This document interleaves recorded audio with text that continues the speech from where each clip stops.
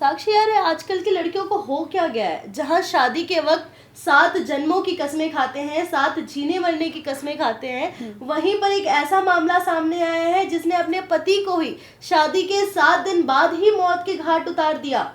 जी मुस्कान, ये हैरान परेशान कर देने वाला मामला सामने आया है। ऐसा लगता है जो 7 वचन होते हैं ये सिर्फ एक कहानियाँ ही रह गई है।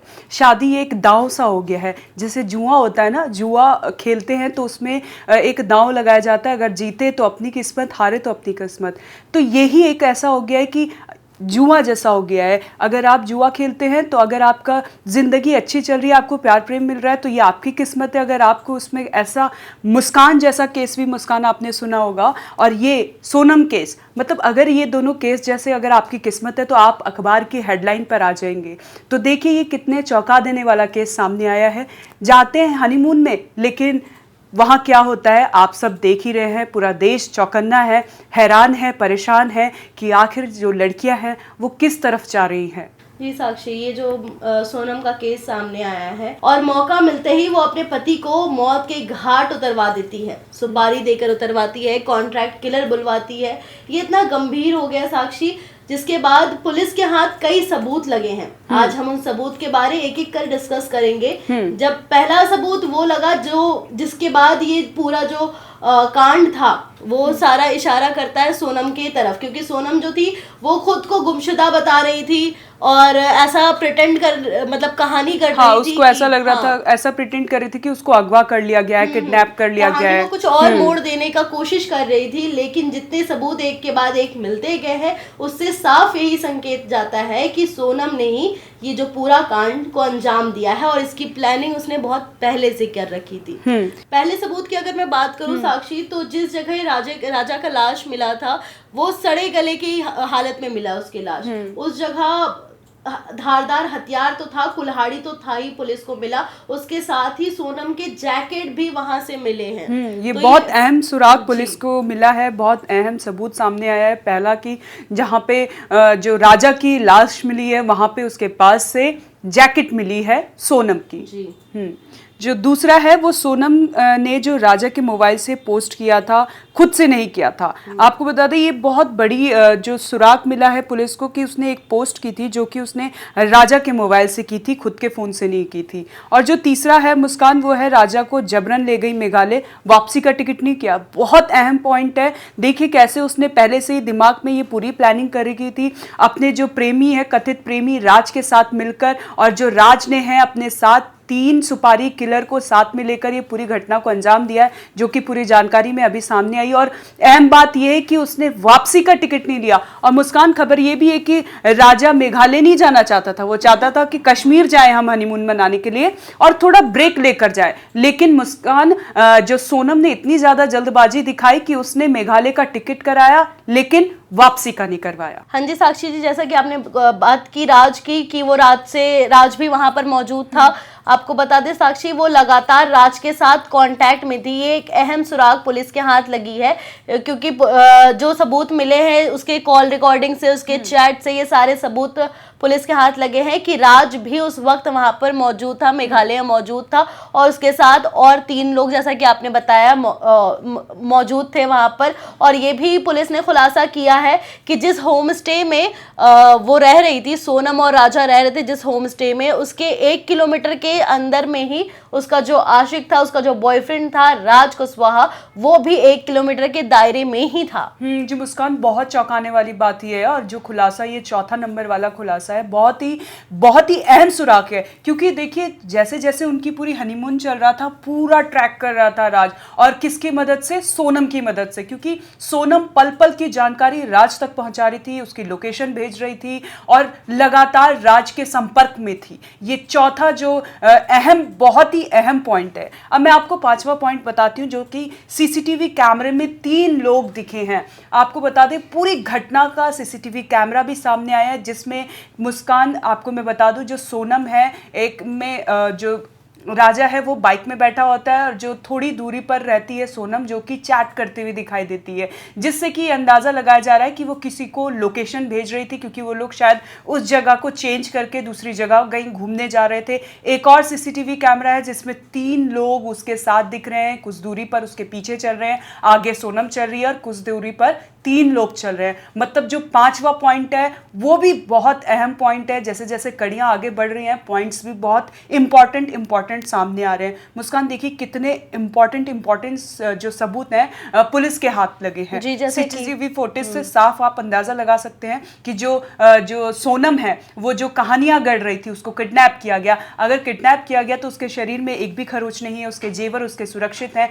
लेकिन राजा के जेवर नहीं है उसके पास। तो मतलब कि वो एकदम झूठ बोल रही है। इन सब चीजों से अंदाजा लगाया जा सकता है। जी साक्षी, जैसे कि आपने सीसीटीवी फुटेजेस का जिक्र करा, मैं बताना चाहूंगी कि वो अपने होम स्टे से निकल रहे थे उस दौरान की ये सीसीटीवी फुटेजेस सामने आई है, जहां पर राजा जो है वो अपनी स्कूटी पर बैठा था और हेलमेट पास कर रहा था सोनम को, लेकिन सोनम ध्यान नहीं देती है। क्यों ध्यान नहीं देती है? क्योंकि वो इतनी ज्यादा बिजी होती है फोन में लोकेशंस भेजने में, और राज से, अपने जो उसका बॉयफ्रेंड है राज से, उससे कॉन्टैक्ट करने में इतना ज्यादा बिजी होती है कि उसका ध्यान एक बार राजा की तरफ जाता भी नहीं है कि राजा शायद उसे बुला रहा है या उसे ढूंढ रहा है। वो इधर उधर जाकर बात करने की पूरी कोशिश करती है।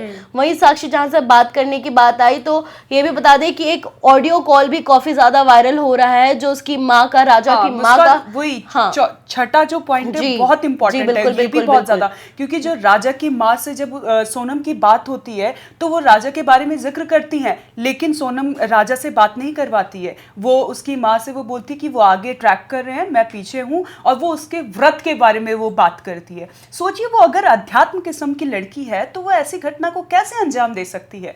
मुझे ये पूरा मामला थोड़ा पेचीदा नहीं लग रहा है, क्योंकि मुस्कान, अगर वो 11 का कोई व्रत होता है जो कि हिंदू धर्म में बहुत इंपॉर्टेंट माना जाता है, उसकी जो सासू माँ है सोनम से बातचीत करती है, बोला बेटा तुमने कुछ खाया, तो इससे फैमिली का कितना इमोशनल कनेक्ट सोनम के साथ दिखाया जा रहा है। देखिए आप किसी की, वो जो सोनम थी वो किसी परिवार की बहू थी, किसी की जेठानी थी, किसी की भाभी थी, और किसी बहुत उम्मीदें होती, क्योंकि जो रिश्तेदार होते हैं, रिश्ते होते हैं, उनसे बहुत ज़्यादा उम्मीदें होती हैं। सास का उससे कितना अच्छा कनेक्शन था, उसकी ऑडियो कॉल से हम अंदाज़ा लगा सकते हैं, क्योंकि जब बेटे की शादी होती है, बहू आती है, तो ऑब्वियसली है कि जो बेटे की माँ होती है उसकी खुशी जो है 4 चांद लगा देती है उस समारोह में। तो वही खुशी उसकी जो सासू माँ है उसके ऑडियो से पता चलता है। बात करते हैं दोनों, और माँ राजा के बारे में जिक्र करती है, लेकिन सोनम इनकार कर देती है बात कराने से।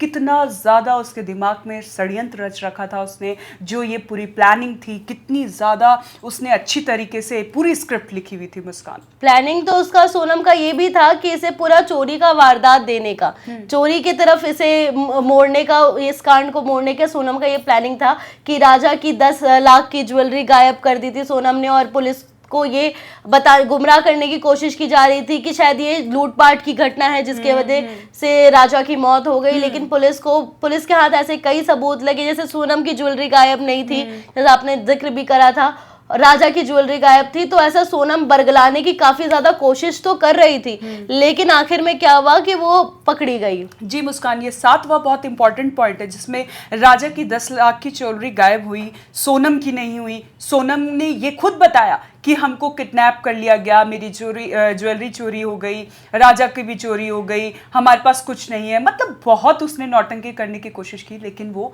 नाकामयाब हुई, क्योंकि कहते हैं ना, पाप का घड़ा जब बढ़ता है तो वो फूटता जरूर है।